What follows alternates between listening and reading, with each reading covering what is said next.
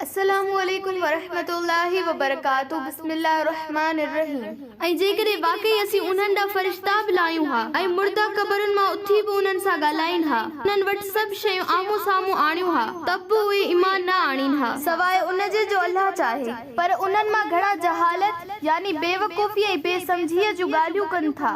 ए पैगंबर सल्लल्लाहु अलैहि वसल्लम अहिड़ीअ तरह सां शैतान सिफ़त यानी शरीर ऐं सरकश इंसाननि ऐं जिन्ननि खे हर नबी जो दुश्मन बणायो आहे, जेके धोखे ॾियण लाइ हिक ॿिए जे मन में धुतारींदड़ ॻाल्हियूं वसवसा विझनि था। जेकॾहिं तुंहिंजो रब घुरे हा त उहे ईअं न कनि हा। तंहिं करे उन्हनि खे ऐं जेके अहिड़ा ठाहींदा आहिनि तिन खे दरगुज़र कर ऐं छॾे ॾे त जीअं उन्हनि जूं दिलूं उन धोखे ऐं फ़रेब ॾांहुं मायल रहनि, जेके आख़िरत ते ईमान नथा आणीनि ऐं उन ते राज़ी थी वेही रहनि ऐं जेके बुरायूं हू करण चाहिनि था से कंदा रहनि। ए मोहम्मद सल्लल्लाहु अलैहि वसल्लम चओ त छाजे लाइ आऊं अल्लाह खां सवाइ के ॿिए खे फ़ैसिलो कंदड़ तलाश करियां, हालांकि उहो ई आहे जे अव्हां ॾांहुं पूरी तफ़सील सां किताब नाज़िल कयो आहे ऐं जिन खे असां अॻु में किताब अनायत कयो आहे ते चङी तरह ॼाणीनि था त बेशक उहो क़ुरान बि तुंहिंजे रब वटां वाकई बरहक़ नाज़िल थियल आहे। तंहिं करे तूं हरगिज़ शक कंदड़नि मां न थी जा। ए मोहम्मद सल्लल्लाहु अलैहि वसल्लम तुंहिंजे रब जो सुखुन कौल कानून ऐं हुकुम सचाई अदल ऐं इंसाफ़ में पूरो ऐं कमाल खे पहुतल आहे ऐं संदसि सुखुननि खे को मटाईंदड़ यानी तब्दील नथो करे सघे। संदसि हर ॻाल्हि कम या हुकुम अटल आहे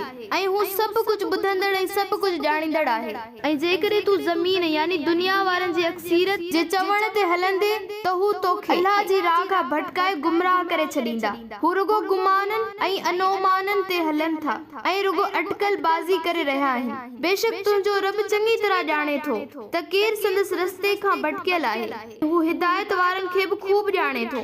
पोइ जेकॾहिं तव्हां अल्लाह जी आयतुनि ते ईमान रखो था त जंहिं जानवर ते अल्लाह जो नालो वरतो वञे उन जे गोश्त मां खाओ ऐं अव्हां खे छा थियो आहे जो उन मां नथा खाओ जंहिं ते अल्लाह जो नालो वरतो वियो आहे, हालांकि अल्लाह जंहिं खे तव्हां ते हराम कयो आहे तंहिं खे तव्हां लाइ खोले बयान कयो अथसि। उन जे जो अव्हां मजबूरी जी हालत में बुख सबबि या मौत जी डप खां हराम ॾांहुं मजबूर या लाचार कया वञो। वाकई अक्सर माण्हू बग़ैर ॼाण ऐं तहक़ीक़ जे पंहिंजी ख़्वाहिशनि मुताबिक़ माण्हुनि खे गुमराह कंदा रहनि था। बेशक तुंहिंजो रब अहिड़नि लीके लहंदड़नि हद ओरांगीदड़नि खे चङी तरह ॼाणे थो ऐं ज़ाहिरी या गुझा हर तरह जा गुनाह करण छॾे ॾियो। बेशक जेके माण्हू गुनाह कनि था तिन जी सज़ा खेनि जल्दी ॾिनी वेंदी जेकी हू कंदा हुआ। जंहिं जानवर ते अल्लाह जो नालो न वरतो वञे उन्हीअ खे न खाओ, बेशक उहा पधरी नाफ़रमानी आहे। ऐं बेशक शैतान पंहिंजे दोस्तनि जी दिलुनि में शक यानी वसवसा ऐं एतराज़ तंहिं करे विझनि था त अव्हां सां झगड़ो कनि ऐं जेकॾहिं अव्हां उन्हनि जी अताअत कई त बेशक अव्हां बि पक्का मुशरिक आहियो।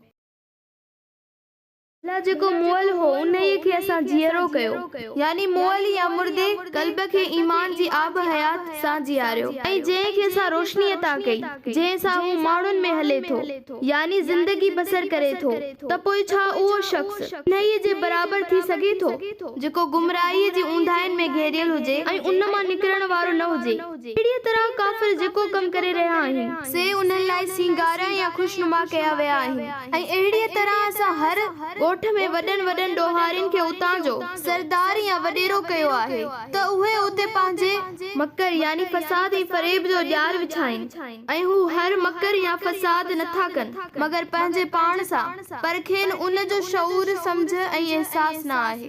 ऐं जॾहिं वटि का आयत यानी मौजज़ो या निशानी अचे थी तॾहिं चवनि था त असीं तेसीं ताईं हरगिज़ ईमान न आणींदासीं जेसीं ताईं असांखे उहो मनसब न मिले जेको अल्लाह जे रसूलनि खे अता कयो वियो आहे। अल्लाह बेहतर ॼाणे थो त हू पंहिंजी पैगंबरी या रिसालत कंहिंखे अता फरमाए। जेके रिसालत न मञण जा मुजरिम आहिनि तिन खे अनकरीब अल्लाह वटां ज़रूर ज़िल्लत नसीब थींदी ऐं जेके मकर ऐं फरेब हू कनि था उन्हीअ करे सख़्त अज़ाब ॾिनो वेंदनि। पोइ जंहिं लाइ अल्लाह घुरे थो उन खे हिदायत बख़्शे थो ऐं उन जे सीने खे इस्लाम लाइ कुशादो करे थो ऐं जंहिंखे गुमराह करण घुरे थो त उन जे सीने खे अहिड़ो तंग ऐं घुटल कंदो आहे जो ॼण हू आसमान ते चढ़ी रहियो रहियो हुजे। अहिड़ीअ तरह जेके हक़ खे न मञींदा आहिनि तिन खे अल्लाह पलीती यानी गलाज़त ऐं लानत तिफे छॾींदो आहे।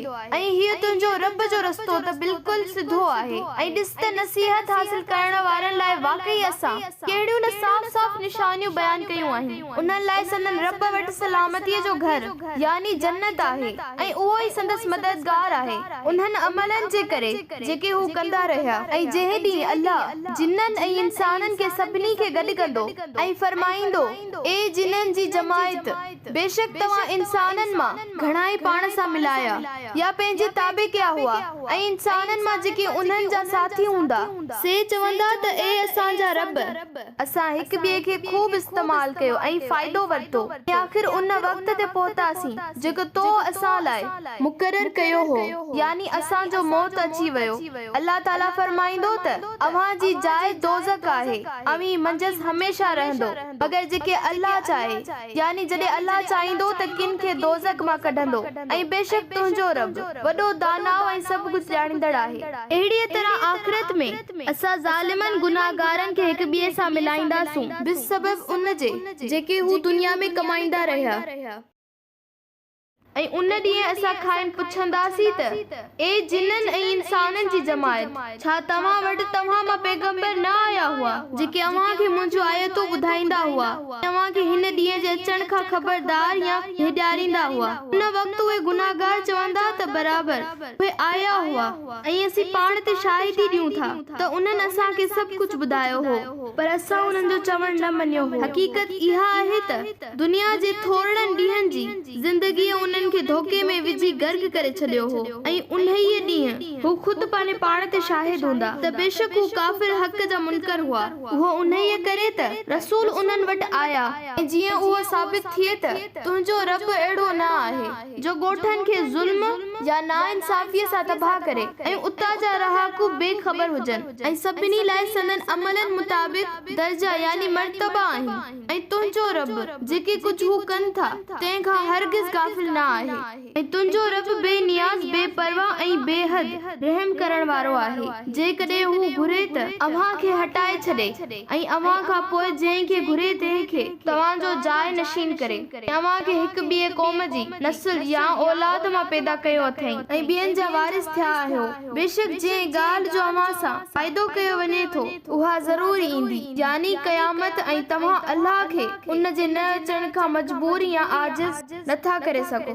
ए मोहम्मद सल्लल्लाहु अलैहि वसल्लम तू चओ ए मुंहिंजी क़ौम अव्हां पंहिंजी जाइ ते अमल कंदा रहो आऊं बि पंहिंजी जाइ ते अमल कंदड़ आहियां पोइ अव्हां खे जल्दी ख़बर पइजी वेंदी त कंहिंजे लाइ आख़िरत जो घर आहे यानी कंहिंजी थी आक़िबत चङी थिए। बेशक हीअ ॻाल्हि यकीनी आहे त ज़ालिम कामयाब न थींदा ऐं हिननि अल्लाह जी पैदा कयल पोख ऐं चौपाए माल मां अल्लाह लाइ हिकु हिस्सो मुक़रर कयो आहे ऐं पंहिंजे गुमान मुताबिक़ चवंदा आहिनि त ही अल्लाह लाइ आहे ऐं ही असांजे महबूदनि लाइ पोइ जेको हिस्सो हू पंहिंजे शरीकनि लाइ मुक़रर कनि था उहो त अॻु में ई हराम आहे सो अल्लाह खे त पहुचे ई कोन थो ऐं जेको अल्लाह लाइ आहे सो हिराए फिराए करे पंहिंजे महबूदनि ॾांहुं मोकिलीनि था तंहिं करे संदन शरीक कयल भाङे भाई वारनि खे पहुचे थो यानी अल्लाह वारे हिस्से में बि बेईमानी कनि था उन करे उन्हनि जो उहो बि क़बूल नथो थिए। उहो कहिड़ो न बुछड़ो फ़ैसिलो आहे जेको हू कनि था।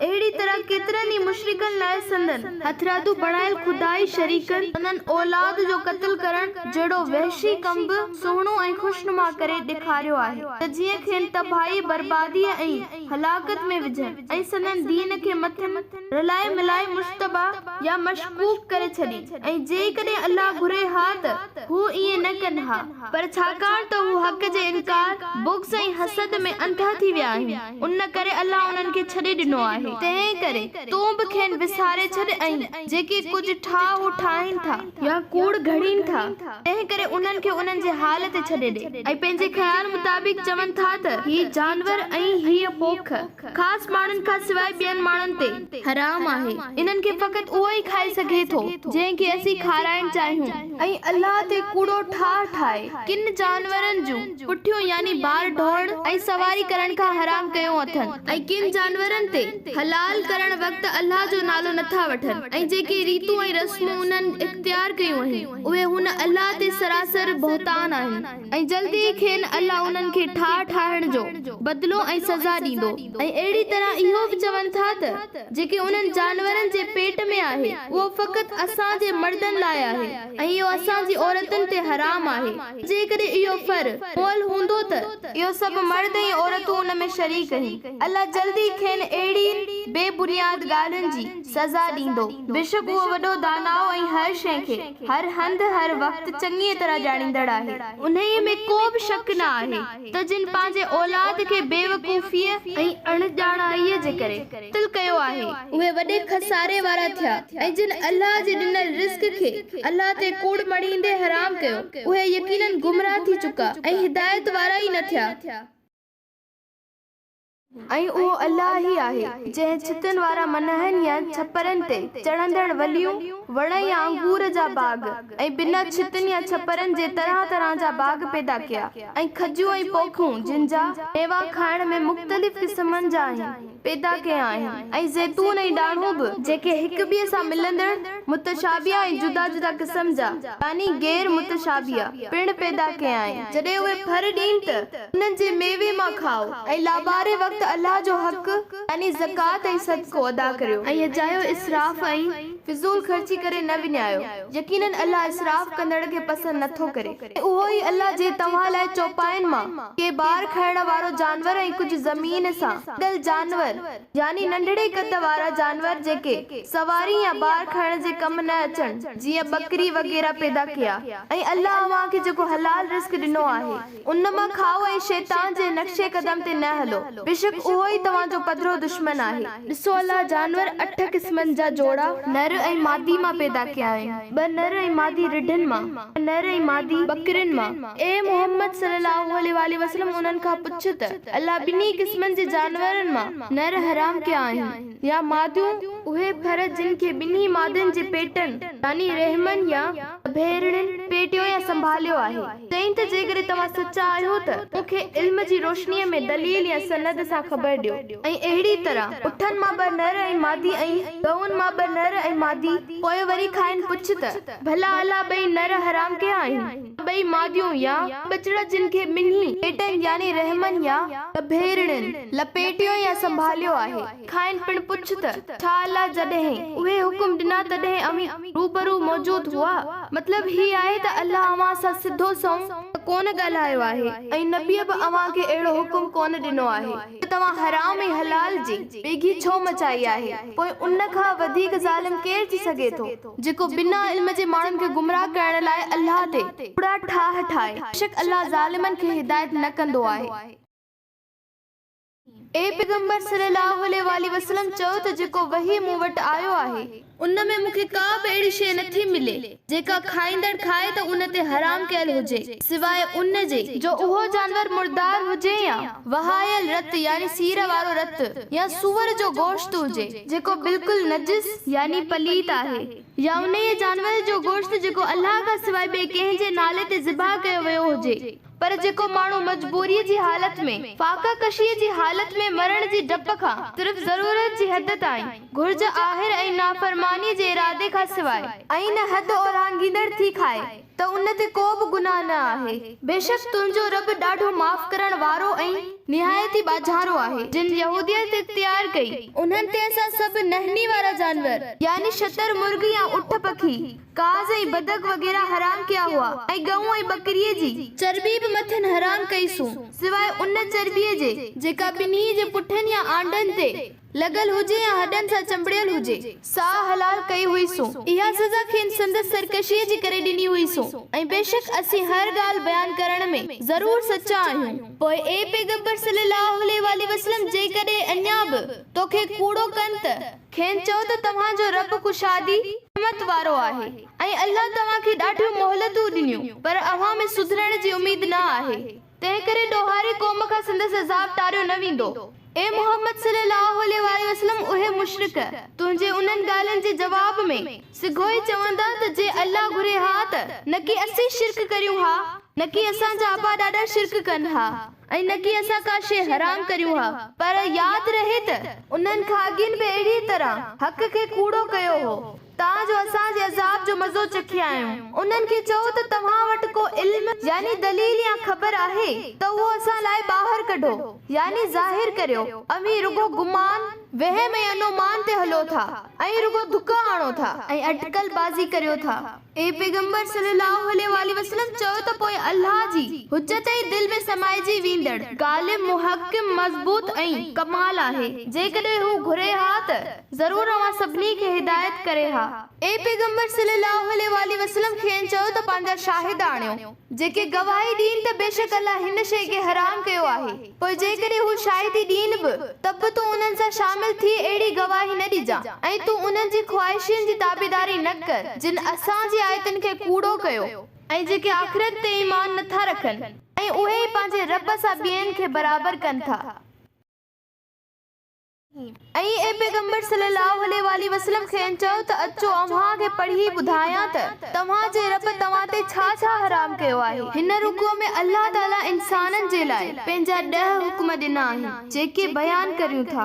ही तव्हीं कंहिं बि शइ खे उन सां संदसि ज़ात ऐं सिफ़ात में शरीक न करियो ऐं माउ पीउ सां चङाई ऐं नेकी करियो यानी माउ पीउ सां सुहिणो सलूक न करणु अव्हां ते हराम कयो वियो आहे। ऐं अवी सुञाईअ जे ख़ौफ़ खां पंहिंजे औलाद खे क़त्ल न करियो। असीं अव्हां खे बि ऐं ख़ासि उन्हनि खे बि रिज़्क़ ॾियूं था ऐं फहाश बेहयाईअ जे कमनि खे वेझा न वञो ख़्वाह उहे पधरा हुजनि या लिकियल न की के जीअं या माण्हूअ खे नाहक क़त्ल करियो जंहिंजो मारणु शरई कानून ऐं अदल जे तक़ाज़ा खां सवाइ अल्लाह हराम कयो हुजे। इहे उहे ॻाल्हियूं आहिनि जिन लाइ अल्लाह अव्हां खे वसियत करे थो त मना अव्हां अकुल खां कमु वठो ऐं यतीम जे माल खे वेझा बि न वञो सवाइ अहिड़ीअ तरह जे जेको चङो हुजे यानी यतीम जे माल मां अहिड़ी तरह ख़र्च करियो जो उन में वाधारो थिए ऐं जंहिं में हुन लाइ भलाई ऐं तव्हांजी बेगर्ज़ी नेक नियती रोशन ऐं अयान हुजे जो अव्हां ते को बि एतिराज़ ऐं शक न करे जेसी ताईं हू बालिग या जवानी खे पहुचे ऐं पंहिंजे माल जी हिफ़ाज़त करे सघे ऐं माप ऐं तौर में पूरो पूरो अदल इंसाफ़ करियो। असां कंहिं बि माण्हूअ खे संदसि ताक़त या वस खां वधीक तकलीफ़ नथा ॾियूं ऐं जॾहिं ॻाल्हायो त इंसाफ़ सां ॻाल्हायो। पोइ खणी मामिलो अव्हां जे अज़ीज़ मिट माइट जो छो न हुजे यानी हक़ खे हक़ तोड़े उहो ख़ुदि तव्हांजे या तव्हांजे अज़ीज़नि जे ख़िलाफ़ छो न हुजे ऐं अल्लाह सां कयल वाइदे खे पूरो करियो। अल्लाह इंसाननि सां कयल वाइदा जिन ते अल्लाह जो कसम खणो उहे पूरा करियो। इहे आहिनि उहे ॻाल्हियूं जिन जी अल्लाह अव्हां खे वसियत कई आहे त मना अव्हां नसीहत पिरायो ऐं बेशक उहो बि चईनि त उहो ई मुंहिंजो सिधो रस्तो आहे तंहिं करे उन ते हलो ऐं ॿियनि रस्तनि ते न हलो छाकाणि त उहे अव्हां खे संदसि हक़ीक़ी राह खां रुलाए यानी थेड़े या जुदा जुदा फ़िरका करे छॾींदा। इहा अव्हां खे वसियत थी कजे त मना अव्हां नाफ़रमानी खां बचो ऐं डिॼो ऐं परहेज़गारी इख्तियार कयो। पोइ असां मूसा अलैहिस्सलाम खे हिकु ई वक़्तु सॼो किताब ॾिनो त जेको नेकोकार हुजे उन ते पंहिंजूं मुकमल नेमतूं करियूं ऐं उन में हर शइ जो तफ़सील ऐं सरासर हिदायत ऐं रहमत हुई त मन उहे यहूदी पंहिंजे रब सां मुलाक़ात ते ईमान आणीनि। ऐं ही किताब यानी कुरान बि जंहिंखे असां लाथो आहे सो बरकत भरियो आहे तंहिं करे उन जी पैरवी करियो ऐं तक़वा इख्तियार कयो। अल्लाह जी नाफ़रमानीअ खां बचो त मन अव्हां ते रहम कयो वञे। ए अरब में रहण वारो ही किताब कुरान बि उन करे लाथो वियो आहे त जीअं अव्हां इहो चई न सघो त किताब त असां खां अॻिन ॿिनि जमायतुनि यानी यहूदीन ऐं नसारनि ते नाज़िल कयो वियो हो ऐं बेशक असीं त उन्हनि जी तालीम पढ़ण पढ़ाइण खां बेख़बर हुआ या चओ त जेकॾहिं वाकई असां ते किताब नाज़िल थिए हा त असां उन्हनि खां वधीक हिदायत वारा थियूं हा। सो बेशक तव्हां वटि बि तव्हांजे रब तरफ़ां खुली हुजत वारो हिकु रोशन दलील हिदायत ऐं रहमत बि अची चुकी आहे। पोइ ॿुधाए त उन खां वधीक केरु ज़ालिम थी सघे थो जेको अल्लाह जे आयतुनि खे कूड़ो चवे ऐं उन्हनि खां मुंहुं मोड़े ऐं जेके असांजी आयतुनि खां मुंहुं मोड़ींदड़ आहिनि असीं अनक़रीब उन्हनि खे संदन मुंहुं मोड़ण जे करे जल्दी बुछड़ो अज़ाब ॾींदासूं। छा उहे माण्हू उन ॻाल्हि जा मुंतज़िर आहिनि त वटि मलाइक अचनि या तुंहिंजो रब ख़ुदि अचे या तुंहिंजे रब जूं के ख़ासि निशानियूं ज़ाहिर थियनि। जेकॾहिं उहे उन्हीअ सरकशीअ ते क़ाइमु रहिया त पोइ उन्हनि खे यादि रखणु खपे त जंहिं ॾींहुं तुंहिंजे रब जूं के ख़ासि निशानियूं ज़ाहिर थींदियूं यानी क़यामत अचण वारी हूंदी त पोइ कंहिं बि अहिड़े माण्हूअ खे संदसि ईमान को बि फ़ाइदो न ॾींदो जंहिं अॻु में ईमान न आंदो या जंहिं पंहिंजे ईमान जी हालत में नेकी न कमाई। अहिड़े माण्हूअ जो उन वक़्तु ईमान आणणु संदस लाइ नफ़ई बख्श न हूंदो। तंहिं करे ए मोहम्मद सल्लल्लाहु अलैहि वसल्लम खेनि चयो त हाणे तव्हां बि इंतज़ार कयो ऐं बेशक असीं बि इंतज़ार करियूं था त हक़ ते केरु आहे ऐं निजात कंहिंजी थी थिए। बेशक जिन पंहिंजे दीन में तफ़रीक़ो विधो यानी दीन खे टुकड़ा टुकड़ा कयूं ऐं टोला टोला या मुख़्तलिफ़ गिरोह या फ़िरका थी विया, उन्हनि सां तुंहिंजो ए मोहम्मद सल्लल्लाहु अलैहि वसल्लम को बि वास्तो न आहे। बेशक उन्हनि जो मामिलो अल्लाह जे हवाले आहे। पोइ जेके कुझु कंदा रहिया आहिनि तंहिंजी खेनि चङी तरह सुधरींदो। ऐं यादि रखो त जेको अल्लाह जे हुज़ूर में नेकी खणी ईंदो उनखे अहिड़ियूं 10 नेकियूं मिलंदियूं यानी 10 सवाब मिलंदो। ऐं जेको पुछड़ाई करे ईंदो उनखे ओतिरी ई सज़ा मिलंदी ऐं मथे ज़ुल्म न कयो वेंदो। ए पैगंबर सल्लल्लाहु अलैहि वसल्लम चओ त बेशक मुंहिंजो रबी मूंखे सिधी राह ॾांहुं हिदायत नसीब कई आहे जेको बिल्कुलु सही ऐं आला दीन आहे ऐं जंहिं में का बि डिंगाई या फेर न आहे ऐं उहो ई इब्राहिम जो तरीक़ो आहे कि उहो यकसो ऐं हिक तरफ़ो हुयो ऐं हू हरगिज़ मुशरिकन मां न हो। ऐं ए मोहम्मद सल्लल्लाहु अलैहि वसल्लम चओ त बेशक मुंहिंजी निमाज़ ऐं मुंहिंजी कुर्बानी ऐं मुंहिंजी इबादत मुंहिंजो जीअण ऐं मुंहिंजो मरण सभु कुझु अल्लाह लाइ ई आहे जेको जहाननि जो रब आहे, उनई जो को बि शरीक न आहे ऐं मूंखे इहो ई यानी तौहीद जो हुकुम कयो वियो आहे ऐं आउं सभ खां पहिरियों फरमाबरदार यानी सिर नवाइण वारो आहियां। ए मोहम्मद सल्लल्लाहु अलैहि वसल्लम उन्हनि खे चओ छा आउं अल्लाह खां सवाइ को ॿियो रब ॻोल्हियां? हालांकि हू हर हिक शइ जो रब आहे। हर शख्स जेको कुझु कमाए थो तंहिंजो वबाल मथसि ई आहे। को बि ॿार खणंदड़ कंहिं ॿिए जो ॿार न खणंदो। ऐं यादि रखो त अव्हांखे पंहिंजे रब ॾांहुं मोटणो आहे ऐं अव्हीं जिन ॻाल्हियुनि में इख्तिलाफ़ यानी झगड़ो या बहस करियो था तिन जी हक़ीक़त जी अव्हांखे ख़बर ॾींदो। उहो ई आहे जंहिं अव्हांखे ज़मीन में पंहिंजो ख़लीफ़ो या नाइब बणायो ऐं तव्हां मां हिकिड़नि खे ॿियनि खां बुलंद दर्जा अता कयाईं त जेके कुझु अव्हांखे बख़्शो या अता कयो अथसि उन में अव्हांखे आज़माए। बेशक तुंहिंजो रब सज़ा ॾियण में बि तेज़ आहे ऐं यकीनन हू बेहद बख़्शणहार ऐं निहायती बाझारो बि आहे। अलिफ लाम मीम स्वाद। ए पैगंबर सल्लल्लाहु अलैहि वसल्लम ही किताब आहे जेको तोते नाज़िल कयो वियो आहे त तूं उन सां माण्हुनि खे ख़बरदार करी। तंहिं करे काफ़िरनि जी मुखालिफ़त जे करे तुंहिंजे सीने में तबलीग ऐं माण्हुनि जी तकज़ीब या कूड़े भाइण जे डप खां तंगे न हुअण घुर्जे।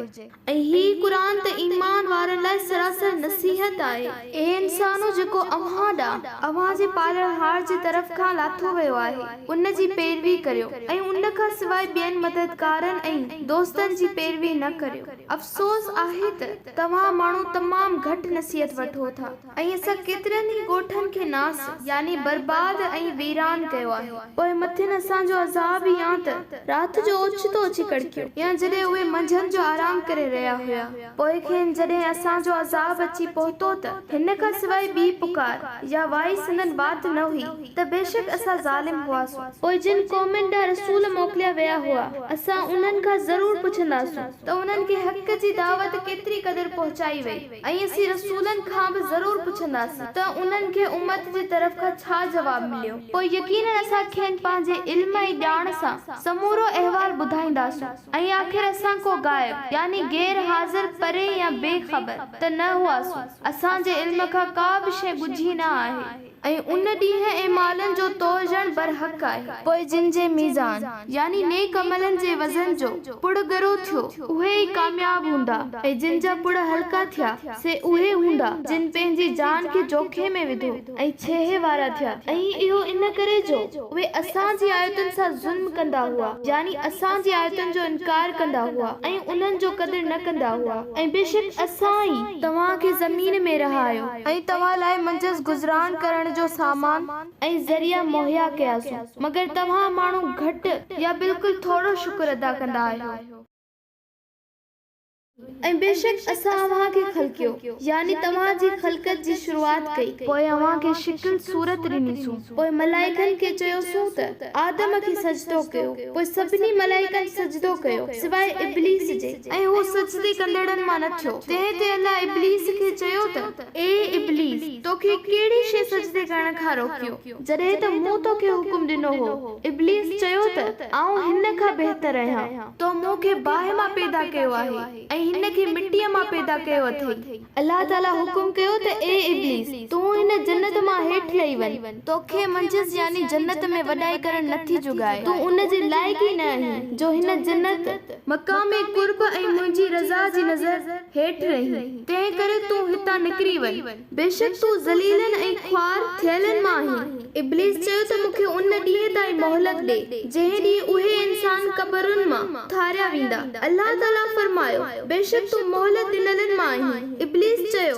छाकाणि त तो मूंखे गुमराह कयो ऐं मूं ते राह बंदि कई ऐं मूंखे पंहिंजी रहमत खां परे कयो आहे, उन करे हाणे आउं बि ज़रूर तुंहिंजी सिरातुल मुस्तक़ीम यानी सिधी वाट ते हुन लाइ घटि झले बीहंदुसि, पोइ ज़रूर संदन अॻियां ऐं संदन पोयां ऐं संदन साॼे ऐं संदन खाॿे हर तरफ़ खां ईंदुसि यानी गुमराह कंदुसि, ऐं तूं उन्हनि मां घणनि खे शुक्र कंदड़ न लहंदे यानी ॾिसंदे या पाईंदे। अल्लाह ताला फरमाइस त निकिर हितां ए ज़लील ऐं ख्वार थियल, ऐं यादि रख त उन्हनि मां जंहिं बि तुंहिंजी ताबेदारी कई त तव्हां यानी उन्हनि इंसाननि ऐं जिननि ऐं तुंहिंजे पोइ लॻ शैताननि ऐं तोखे सभिनी खे गॾे ज़रूर जहन्नम खे भरींदुसि। ऐं आदम खे हुकुम थियो त ए आदम तूं ऐं तुंहिंजी ज़ाल जन्नत में रहो ऐं जितां वणेव उतां खाओ पियो, मगर हिन वण जे वेझो न वञिजो न त ज़ालिमनि मां थी पवंदो। पोइ शैतान ॿिन्ही खे वरगिलायो ऐं उन्हनि जी दिलनि में वसवसो विधो त जीअं संदन ओघड़ जेका खाइनि मख़फ़ी रखी वई हुई सा संदन साम्हूं पधरी करे ऐं खेनि चवण लॻो त तव्हांजे रब तव्हांखे उन वण खां रुॻो उन करे रोकियो आहे त उन खे खाई मथां मलाइक न थी पओ या अव्हांखे दाइमी हयाती न मिली वञे ऐं हमेशा जन्नत में रहण वारनि मां न थी पओ। ऐं इब्लीस कसम खणी ॿिन्ही खे चयो त बेशक आउं तव्हां ॿिन्ही लाइ बिल्कुलु ख़ैर ख़्वाहनि मां आहियां। पोइ उन्हनि ॿिन्ही खे ठॻीअ या फरेब सां नेठि लाड़े यानी तिरकाए विधाई। पोइ जॾहिं उन्हनि ॿिन्ही उन वण खे चखियो त संदन ओघड़ मथिन पधरी थी पई ऐं जन्नत जे वणनि जा पन ॻंढे पाण ते वेढ़ण लॻा। तॾहिं संदन रब खेनि सॾे चयो त छा मूं तव्हां ॿिन्ही खे हिन वण खां रोकियो न हुयो ऐं चयो न हो त बेशक शैतान अव्हां ॿिन्ही जो पधरो वेरी आहे। आदम ऐं हवा ॿई चवण लॻा त ए असांजा पालणहार, असां पाण ते ज़ुल्म कयो आहे ऐं जेकॾहिं तूं असांखे न बख़्शींदे ऐं असां ते बाझ न कंदे त यकीनन असां खसारे यानी घाटे या नुक़सान पाइण वारनि मां थी पवंदासीं। अल्लाह फरमायो त हेठि लही वञो, अव्हीं पाण में हिक ॿिए जा दुश्मन आहियो ऐं अव्हां लाइ ज़मीन में हिक मुक़रर वक़्त ताईं रहण जो हंधु ऐं गुज़र बसर करण जो सामान आहे। ऐं पिण फरमाई त तव्हां उन में जीअंदो ऐं उन में ई मरंदो ऐं उन मां ई जीअरा करे कढिया वेंदो। ए आदम जा औलाद, बेशक असां अव्हां ते अहिड़ो लिबास लाथो आहे जेको अव्हां जी ओघड़ ढके ऐं ज़ेब ऐं ज़ीनत बि थिए ऐं परहेज़गारीअ जी पोशाक या तक़वा जो लिबास ही सभ खां भलो आहे। ही अल्लाह जी निशानिन मां हिक निशानी आहे त मना उहे माण्हू नसीहत पिराइनि। ए आदम जा औलाद, खबरदार अव्हां खे शैतान इएं धोखो न ॾिए या फितने में विझे जीअं अव्हां जे पीउ माउ खे जन्नत मां कढाए छॾियईं ऐं संदन लिबास लारायईं त जीअं संदन ओघड़ मथन ज़ाहिर करे। इंसानो याद रखो त बेशक हू ऐं संदस शैताननि ऐं जिननि जा लश्कर या कबीले वारा अव्हां खे उतां ॾिसी रहिया आहिनि जितां अव्हीं उन्हनि खे नथा ॾिसो। बेशक असां शैताननि खे उन्हनि जो दोस्त बणायो आहे जेकी ईमान नथा आणीनि। ऐं उहे माण्हू जॾहिं को बेहयाईअ जो कमु कनि था त चवनि था त असां पंहिंजे अबनि ॾाॾनि खे उन रस्ते ते ॾिठो ऐं अल्लाह बि असांखे अहिड़ो हुकुम कयो आहे। ए मुहम्मद सल्लल्लाहु अलैहि वसल्लम खेनि चयो त अल्लाह हरगिज़ बेहयाईअ जो हुकुम नथो ॾिए। छा तव्हां अल्लाह बाबत जुरत करे उहो चओ था जेको तव्हां नथा ॼाणो? ए मुहम्मद सल्लल्लाहु अलैहि वसल्लम चयो त मुंहिंजे पालणहार त इंसाफ़ एतिदाद जी राह जो हुकुम ॾिनो आहे ऐं हर निमाज़ वक़्तु पंहिंजा चेहरा रुख सिधा करियो, दिलि अल्लाह ॾांहुं ऐं मुंहुं काबतुल्लाह ॾांहुं ऐं उन जे दीन खे ख़ालिस रखंदे खेसि फरमाबरदार थी ॿाॾायो। ऐं यादि रखो त जीअं हुन अल्लाह अव्हां खे पहिरियां पैदा कयो आहे तीअं ई तव्हां मोटंदो, यानी जीअं हुन तव्हां जी पैदाइश जी इब्तिदा कई अहिड़ी तरह तव्हां खे वरी पैदा कंदो। हिकिड़ीअ जमायत खे हुन अल्लाह सिधी वाट ॾेखारी आहे ऐं ॿिए जमायत ते इनकार हक़ ऐं बदअमलनि जे करे गुमराही साबित थी चुकी आहे, छाकाणि त उन्हनि वाकई अल्लाह खे छॾे शैताननि खे पंहिंजो दोस्त ऐं मददगार करे वरितो आहे ऐं वरी भाईंदा आहिनि त यकीनन हू हिदायत वारा आहिनि। ए आदम जा औलाद, हर नमाज़ वक़्तु या इबादत जे वक़्तु पंहिंजे पाण खे सिंगारियो यानी ज़ीनत वारी पोशाक पहिरियो फेरियो ऐं खाओ ऐं पियो पर अजायो न विञायो। बेशक हू जाइज़ कमनि में ज़रूरत खां ज़्यादा ख़र्च करण वारनि खे यानी इसराफ़ कंदड़नि खे पसंदि नथो करे। ए मोहम्मद सल्लल्लाहु अलैहि वसल्लम उन्हनि खे चओ त जेकी ज़ीनत या सींगार ऐं खाइण पीअण यानी रिज़्क़ जूं पाक शयूं अल्लाह पंहिंजे बाननि लाइ पैदा कयूं आहिनि उहे कंहिं हराम कयूं आहिनि। चओ त उहे नेमतूं मोमिननि लाइ दुनिया जी हयातीअ लाइ आहिनि ऐं क़यामत ॾींहुं त ख़ासि करे मोमिननि लाइ ई हूंदियूं। अहिड़ी तरह सां तफ़सील सां ॻाल्हियूं उन्हनि माण्हुनि लाइ बयान करियूं था जिन खे इल्म ऐं ॼाण आहे। ए पैगंबर सल्लल्लाहु अलैहि वसल्लम चओ त बेशक मुंहिंजे रब जेको कुछ हराम कयो आहे उहो हीअ आहे त बेहयाई ऐं बेशर्मीअ जूं ॻाल्हियूं या कम पोइ खणी उहे ज़ाहिर हुजनि या लिकियल सभु गुनाहनि वारियूं हरकतूं ना कम नाहक ज़ुल्म ऐं ज़्यादती ऐं हीअ बि हराम आहे त अवां अल्लाह सां कंहिंखे शरीक यानी भाङे भाईवार कयो जंहिं लाइ हुन का सनद न लाथी आहे। ऐं हीअ बि हराम आहे त अल्लाह जे बाबति उहो कुझु चयो जंहिंजी अवां खे का ॼाण या सुध न हुजे। ऐं यादि रखो त हर उम्मत लाइ हिकु मुक़रर वक़्तु आहे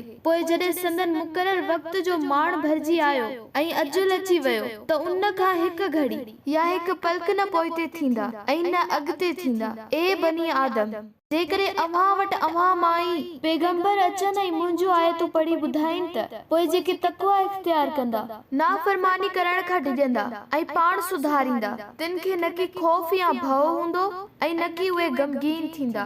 पर जिन असांजी आयतुनि खे कूड़ो कयो ऐं उन्हनि जे क़बूल करण खां तकबर सरकशी कयायूं से दोज़खी आहिनि ऐं उहे मंझि हमेशह रहण वारा आहिनि। पोइ उन खां वधीक ज़ालिम यानी नाशुक्रो ऐं बेक़दर केरु थी सघे थो जेको अल्लाह ते कूड़ो ठाहे या संदस आयतुनि खे कूड़ो करे। पर पोइ बि जेको लोहे महफूज़ में संदन नसीब में लिखियल आहे उहो बहरहाल खेनि मिलंदो रहंदो। ताजो जॾहिं असांजा कासिद यानी मलाइक संदन साह कढण ईंदा त पुछंदा त अल्लाह खे छॾे जिन खे अवी पुकारींदा हुआ उहे अॼु किथे आहिनि तॾहिं चवंदा त उहे अॼु असां खां गुम थी विया ऐं पंहिंजे पाण ते शाहिदी ॾींदा त बेशक हू हक़ जा मुनकर यानी काफ़िर हुआ। अल्लाह ताला फरमाईंदो त उन्हनि जमायतुनि सां गॾु जहन्नम जी बाहि में दाख़िल थियो जेकी तव्हां खां अॻु जिन्ननि ऐं इंसाननि मां गुज़री चुकियूं आहिनि। पोइ जॾहिं बि का जमायत बाहि में दाख़िल थींदी त पंहिंजी संगत वारी टोलीअ ते लानत विझंदी दाख़िल थींदी। ताजो जॾहिं सभु उन में गॾु थी वेंदा त उन्हनि मां आख़िरी दाख़िल थियल जमायत वारा पहिरीं जमायत वारनि लाइ चवंदा त ए असांजा रब हिननि असांखे गुमराह कयो हो उन करे उन्हनि खे दोज़ख जी बाहि जो बीणो अज़ाब ॾे। अल्लाह ताला फरमाईंदो त तव्हां सभिनी लाइ बीणो अज़ाब आहे लेकिन अव्हां नथा ॼाणो। ऐं उन्हनि मां पहिरीं जमायत वारा पोइनि जमायत वारनि खे चवंदा त अव्हां खे असां ते का फज़ीलत कान्हे यानी जेको गुनाहनि ऐं गुमराहिनि जो ॼार विछाए आया हुआसीं उन में अव्हीं बि ॿियनि खे मुब्तला कंदा रहियो तंहिं करे अव्हीं बि जेकी कमाए आया आहियो उन जे करे अज़ाब जो मज़ो चखो। यकीनन जिन माण्हुनि असांजी आयतुनि खे कूड़ो कयो ऐं उन्हनि जे क़बूल करण खां तकबर ऐं सरकशी कयायूं उन्हनि लाइ आसमाननि जा दरवाज़ा हरगिज़ न खोलिया वेंदा यानी उन्हनि लाइ माफ़ी ऐं रहमत जा दरवाज़ा हमेशह लाइ बंदि रहंदा ऐं न की उहे जन्नत में दाख़िल थींदा जेसी ताईं उठ सुईअ जे पाखे में या नाके मां न लंघे। मतलब ही आहे त जहिड़ो उठ सुईअ जे पाखे मां लंघण नामुमकिन आहे तहिड़ो ई मुजरिमनि जो जन्नत में दाख़िल थियण नामुमकिन आहे।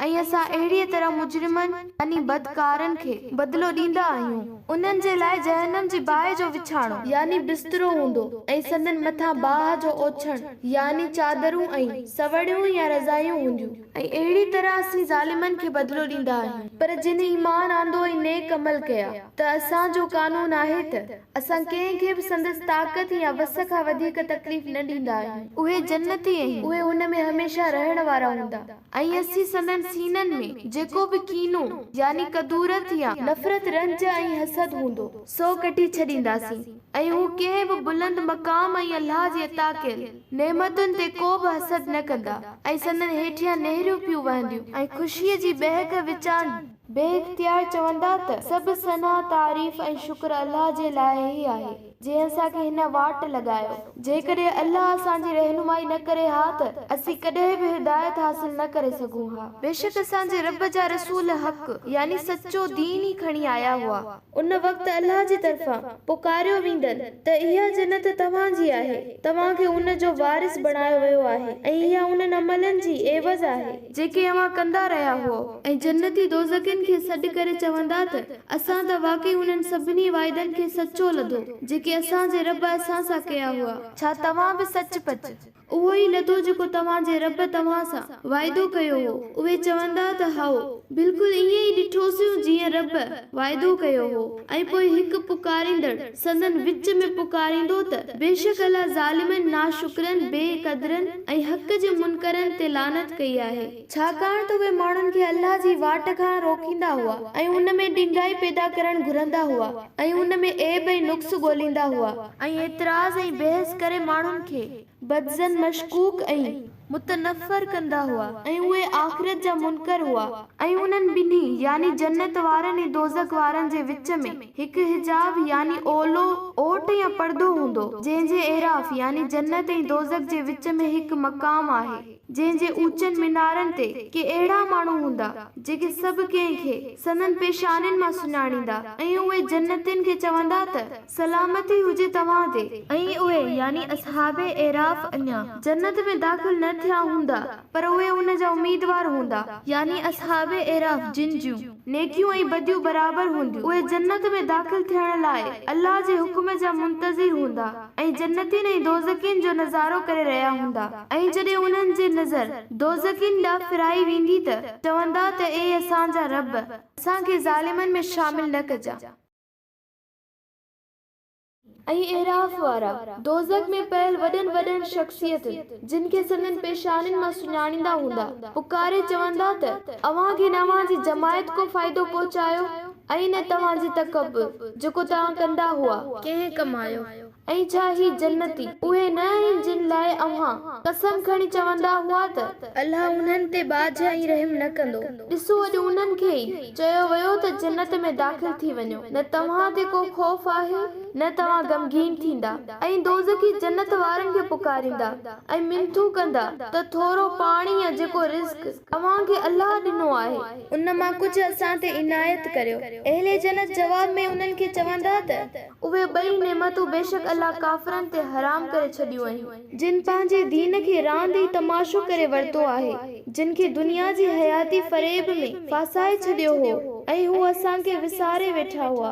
अॼु असां बि उन्हनि खे अहिड़ीअ तरह विसारियूं था जहिड़ी तरह उन्हनि हिन मुलाक़ात जे ॾींहुं यानी क़यामत में मुलाक़ाती थियण ऐं हिसाब किताब खे विसारे छॾियो हो ऐं हू असांजी आयतुनि जो इनकार कंदा हुआ। ऐं बेशक असां उन्हनि माण्हुनि वटि हिकु किताब यानी क़ुरान आंदो आहे जंहिंखे असां पंहिंजे इल्म हिकमत ऐं दानाई सां खोले बयान कयो आहे ऐं उहो ईमान आणण वारनि लाइ सरासर हिदायत ऐं रहमत आहे। छा इहे काफ़िर मुंतज़िर आहिनि त उन्हनि सां कयल वाइदनि जो अंजाम मथिन ज़ाहिर कयो वञे, पर खेनि यादि करणु घुर्जे त जंहिं ॾींहुं उहो अंजाम यानी वाइदो पूरो थींदो त जिन काफ़िरनि उन खे विसारियो हो से चवंदा त बेशक असांजे रब जा रसूल वाकई हक़ जो पैगाम खणी आया हुआ पर असां नाफ़रमान ऐं नामुराद हुआसीं। पोइ आहिनि के अॼु सिफ़ारिश करण वारा जेके असांजी सिफ़ारिश कनि या असां दुनिया में वरी मोटाया वञूं त असीं जेकी कंदा हुआसीं उन खां सवाइ ॿिया चङा कम करियूं। बेशक उन्हनि पाण खे खसारे में विधो ऐं जेके बहतान ऐं कूड़ घड़ींदा हुआ से सभु खाइण गुम थी विया यानी विसरी विया या भुलिजी विया। बेशक तव्हांजो पालणहार उहो अल्लाह आहे जंहिं आसमाननि ऐं ज़मीन खे 6 ॾींहंनि में बणायो, पोइ अर्श ते मुस्तवी यानी मुतमकिन थियो ऐं पंहिंजी कुदरत सां राति खे ॾींहं में ढके थो ऐं ॼण हू यानी ॾींहं राति जे पोयां डोड़ंदो अचे थो ऐं सिज ऐं चंड ऐं तारा सभु संदसि हुकुम सां ताबे कयल आहिनि। ख़बरदार पैदा करण बि उन जो कमु आहे ऐं हुकुम बि उन जो ई हलंदो। निहायत बरकत भरियो आहे अल्लाह जेको सभिनी जहाननि जो पालणहार आहे। ए इंसानो असां पंहिंजे रब खे निहायती आजिज़ी ऐं इनकिसारी सां आहिस्ते आहिस्ते ऐं खुफिया यानी अकेले ऐं लिक छुप में सॼो। बिला शक हू हद खां लंघंदड़ खे पसंद नथो करे। ऐं ए इंसानो तव्हां ज़मीन में उन जे सुधारे खां पोइ फसाद बर्पा न करियो ऐं खौफ ऐं उम्मीद रखंदे उन खे ई पुकारियो।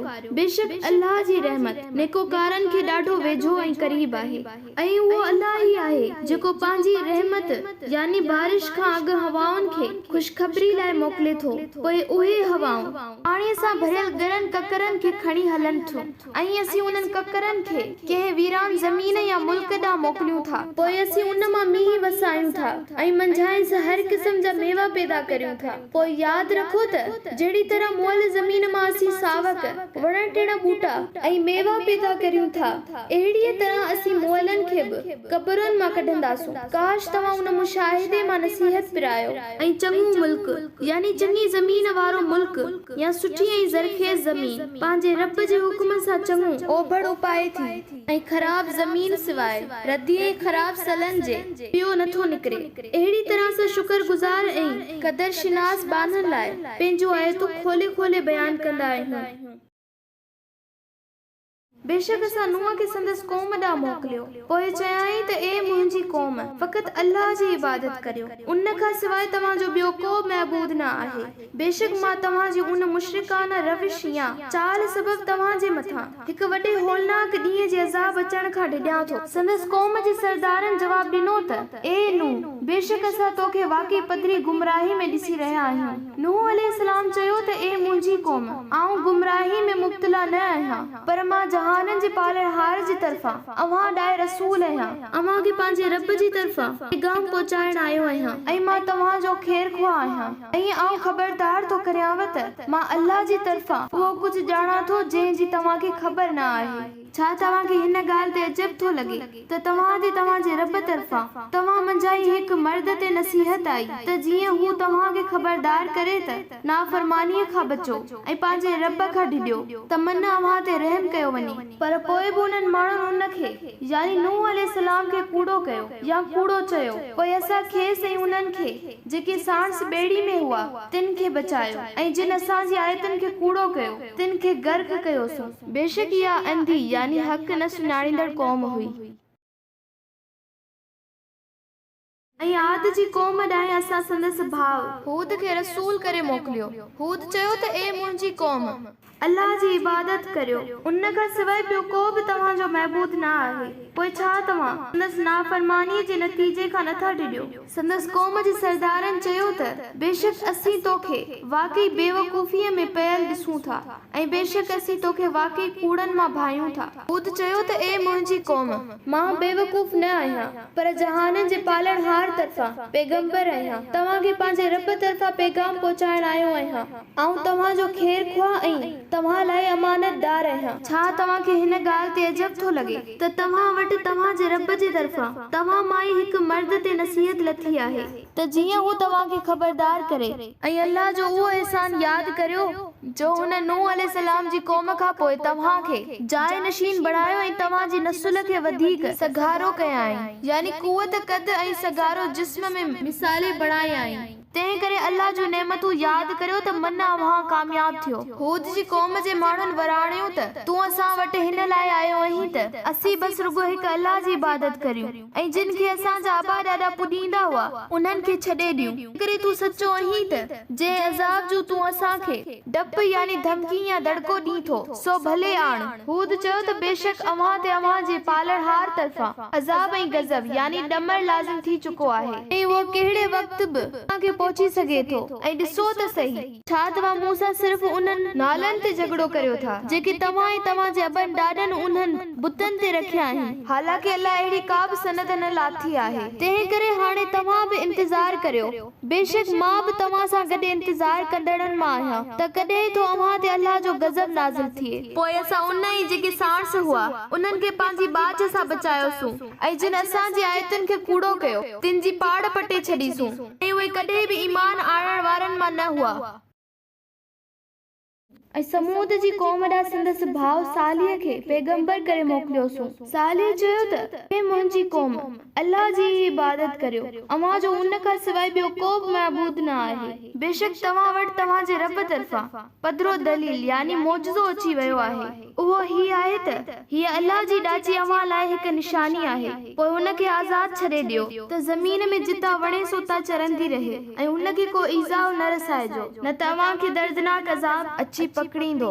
ऐं यादि करियो उहो वक़्तु जॾहिं आद जी क़ौम खां पोइ तव्हांखे उन्हनि जो जाइ नशीन बणाई ऐं तव्हांखे मुल्क में जाइ ॾिनाई जो अव्हां उन जे मैदाननि ते माड़ियूं बणायो था ऐं जबलनि खे टुके घर ठाहियो था। तंहिं करे अल्लाह जूं नेमतूं यादि करियो ऐं ज़मीन में फसाद कंदड़ थी न फिरो। संदसि यानी सालिह जी क़ौम मां जेके तकबर कंदड़ हुआ, उन्हनि जेके कमज़ोर ऐं हीणा हुआ ऐं ख़ासि तरह उन्हनि खां जिन ईमान आंदो हो, पुछो त छा अव्हां वाकई यकीन सां ॼाणो था त सालिह संदसि रब जे तरफ़ां मोकिलियल रसूल आहे। जिन ईमान आंदो हुयो उन्हनि चयो, बेशक जे पैगाम सां हू मोकिलियो वियो आहे, असां उन ते ईमान आंदो आहे। वॾाई ऐं तकबर कंदड़ सरदारनि चयो त बेशक जंहिं ते अव्हां ईमान आंदो आहे तंहिंजा असां मुनकर आहियूं। पोइ राजे जूं खछूं कपियाऊं, जंहिं करे हूअ मरी पई ऐं पंहिंजे पालणहार जे हुक्म खां सरकशी ऐं बग़ावत कयाऊं ऐं छिछर करे चयाऊं त ए सालिह, जेकॾहिं तूं वाकई पैगंबरनि मां आहीं त उहो अज़ाब आण जंहिंजो असांखे वाइदो यानी धमकी ॾींदो रहंदो आहे। पोइ खेनि धरतीअ जे धुबण यानी ज़िलज़िले अची वरितो ऐं हू पंहिंजे घरनि में गोॾनि भर ऊंधा डोड़ंदा थी किरी पियल हुआ ऐं उते ई मरी विया। पोइ हुन यानी सालिह खाइन मुंहुं मोड़ियो ऐं चयाईं त ए मुंहिंजी क़ौम, बेशक मूं अव्हांखे पंहिंजे रब जो पैगाम पहुचायो ऐं मूं अव्हां जी हर तरह ख़ैर ख़्वाही कई, पर तव्हां रहमत इलाही जो क़दुरु न कयो ऐं अव्हां नसीहत कंदड़नि खे पसंदि नथा करियो। ऐं अहिड़ी तरह असां लूत खे बि पैगंबर करे मोकिलियो, जॾहिं पंहिंजी क़ौम खे चयाईं त छा अव्हां अहिड़ी बेहयाई जो कमु था करियो जेको जहान वारनि मां अव्हां खां अॻु कंहिं बि न कयो आहे। बेशक तव्हां औरतुनि खे छॾे शहवती ऐं जिनसी ख़्वाहिशुनि लाइ मर्दनि ॾे अचो था, बल्कि अव्हां माण्हू त हद खां लंघंदड़ आहियो। संदसि क़ौम जो हिन खां सवाइ ॿियो को बि जवाब कोन हो त हिननि खे पंहिंजे ॻोठनि मां तड़े कढो, बेशक उहे वॾा पाकबाज़ था बणजनि। पोइ असां खेसि लूत ऐं संदसि घर वारनि खे संदसि ज़ाल खां सवाइ बचायो ऐं हूअ संदसि ज़ाल पोइते रहण वारनि मां थी यानी उहा हज़रत लूत अलैहिस्सलाम सां गॾु न वई ऐं असां मथिन पत्थरनि जो मींहुं वसायो। पोइ ए पैगंबर सल्लल्लाहु अलैहि वसल्लम, ॾिस त मुजरिमनि जी पछाड़ी या आक़िबत कहिड़ी न बुरी थी। ऐं अहिड़ी तरह मदीन जे इलाइके में सनन भाउ शुएब खे मोकिलियोसूं, चयाईं त ए मुंहिंजी क़ौम, अल्लाह जी इबादत करियो, उन खां सवाइ तव्हां लाइ ॿियो को बि महबूद न आहे। बेशक तव्हां वटि तव्हांजे पालणहार तरफ़ां चिटी निशानी अची चुकी आहे। तंहिं करे माण यानी माउ पई तौर पूरी पूरी कंदा करियो ऐं माण्हुनि खे शयूं घटि न ॾींदा करियो। मुल्क में उन जे सुधारे ऐं इस्लाह खां पोइ फसाद बर्पा न कयो ऐं उन में अव्हां जी भलाई ऐं ख़ैर आहे। जेकॾहिं अव्हां मोमिन ईमान आणण वारनि मां आहियो ऐं हर रस्ते ते उन लाइ न विहो त जंहिं बि ईमान आंदो आहे उन खे ढिॾारियो यानी धमकायो ऐं अल्लाह जी राह खां रोकियो ऐं उन में तव्हां ॾिंगाई ॻोल्हण चाहियो था। उहो वक़्तु यादि करियो जॾहिं अमी थोरा हुआ, पोइ हुन अल्लाह ताला तव्हांखे वधाए घणो कयो ऐं तव्हांजी कसरत तव्हांखे वॾाईअ में न विझे। ऐं ॾिसो त फसाद बर्पा कंदड़ जो कहिड़ो हशर थियो हो। ऐं जेकॾहिं तव्हां मां हिकु जमायत उन ते ईमान आंदो आहे जंहिं सां आउं मोकिलियो वियो आहियां ऐं ॿी जमायत न मञियो आहे, त पोइ ईमान वारो अव्हां खे जुगायो त एसी ताईं सब्र करियो जेसी ताईं अल्लाह असांजे विच में फ़ैसिलो करे ऐं उहो ई सभिनी फ़ैसिले करण वारनि खां बहितर फ़ैसिलो कंदड़ हाकिम आहे। संदसि यानी शुएब जी क़ौम जे हठेल यानी मुतकबरनि सरदारनि चयो त ए शुएब, तोखे जिन तोसां गॾु ईमान आंदो आहे तिन खे पंहिंजी वसंदीअ यानी इलाइक़े या शहर मां ज़रूर लोधे कढंदासीं या तव्हीं असांजे दीन में ज़रूर मोटी ईंदो। शुएब चयो, तोड़े खणी असीं तव्हांजे दीन खां बेज़ार हुजूं तब पोइ त यकीनन असां अल्लाह जे मथां कूड़ मड़े चुकासूं। जेकॾहिं असां तव्हांजे दीन में मोटी अचूं, उन खां पोइ बि जो अल्लाह असांखे उन दीन खां निजात ॾिनी आहे ऐं उहो असांखे नथो जुगाए जो असीं उन दीन में मोटी अचूं, सिवाय उन जे जेकॾहिं असांजो रब चाहे। असांजे रब हर शइ खे पंहिंजे इल्म सां घेरियो यानी अहातो करे रखियो आहे। असीं पंहिंजे रब ते ई तवक्कुल तवक्कुल रखूं था ऐं ए हक़ जा मुनकरो तव्हां नथा मञो त पोइ असांजी पंहिंजे रब खां हीअ दुआ आहे त ए असांजा रब असां ऐं असांजी क़ौम जे विच में हक़ जो फ़ैसिलो कर ऐं बिला शक तू ई सभिनी फ़ैसिले कंदड़नि खां बहितर फ़ैसिलो कंदड़ आहीं। ऐं संदसि क़ौम जे काफ़िर सरदारनि चयो त ए इंसानो जेकॾहिं तव्हां शुएब जी पैरवी कई त तव्हां यकीनन नुक़सान पाइण वारनि मां थींदो। पोइ उन्हनि खे ज़िलज़िले अची वरितो ऐं हू पंहिंजे घरनि में मुंहं भर ऊंधा थी पइजी रहिया या गोॾनि भर डोड़ंदा थी किरिया पिया हुआ ऐं मरी विया। जिन शुएब खे कूड़ो कयो से ईअं मिटिजी विया ॼण त उते रहिया ई न हुया, यानी संदन नालो ऐं निशान ई न रहियो। ऐं उन्हीअ में को बि शक न आहे त जिन शुएब खे कूड़ो भायो से ई छेही यानी नुक़सान या टोटे पाइण वारनि मां थिया। पोइ शुएब उन्हनि ते बर्बादी ऐं तबाही जा आसार महसूस कंदे उन्हनि खां मुंहुं फिराए हलण लॻो ऐं आख़िरी भेरो मुखातिब थी चवण लॻो ए मुंहिंजी क़ौम यकीनन तव्हांखे पंहिंजे रब जो पैगाम पहुचायो ऐं अव्हां जी हर तरह ख़ैर ख़ुवाही कई पंहिंजो फर्ज़ बजाईंदो। तंहिं करे हाणे आऊं तव्हां काफ़िर क़ौम ते कीअं अफ़सोस कयां।